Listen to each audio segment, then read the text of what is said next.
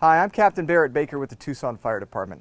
Recently there was a terrible tragedy in which 9 family members were trapped in a house fire and passed away. When firefighters arrived on scene, they were faced with these security bars. Now, as homeowners, we understand the importance of protecting your home.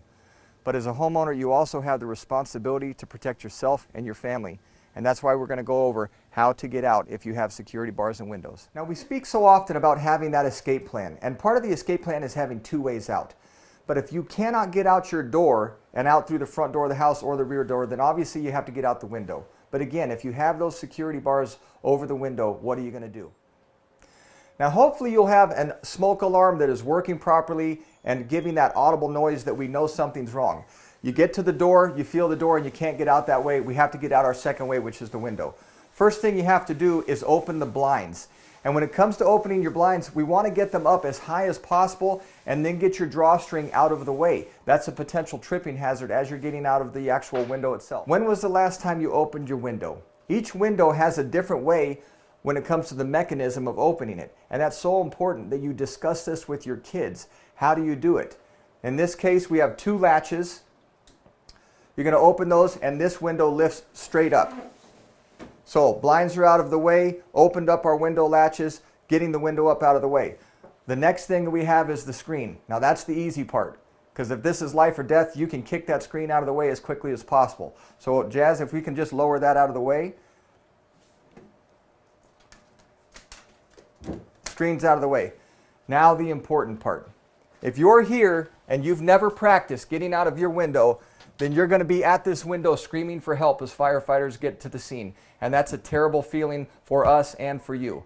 But if you practice a little bit and realize what the mechanism is to open your security bars, then that is going to be a huge lifesaver. So on the side of your security bars, on the interior wall, you'll have a safety release. And Jazz is going to turn that release. There was an audible pop. When that pops, now Jazz can actually reach through, and it's going to take a little force, and you're going to pop that open. And with that, you can climb out to safety. Now here's the reality, folks.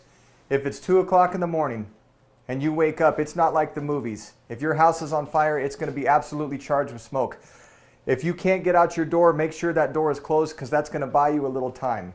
And this is, again, all part of that escape plan.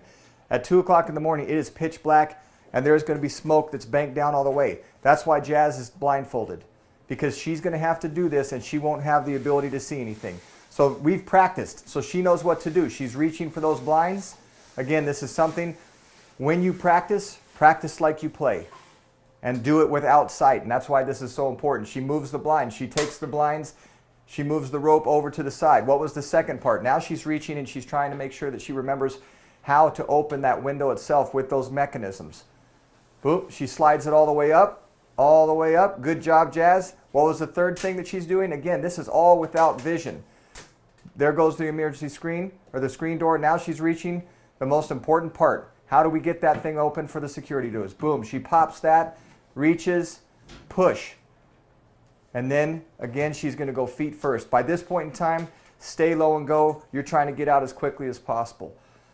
This was blindfolded, and that is reality. When it's noon, it's different, but if it's 1 o'clock in the morning, and that's when half the fire deaths occur, between 11 o'clock at night and 7 o'clock in the morning. And why? Because you're asleep. You have to hear the beep where you sleep. That's the first and most important thing. You have to have that escape plan, and you have to practice having that escape plan and doing it.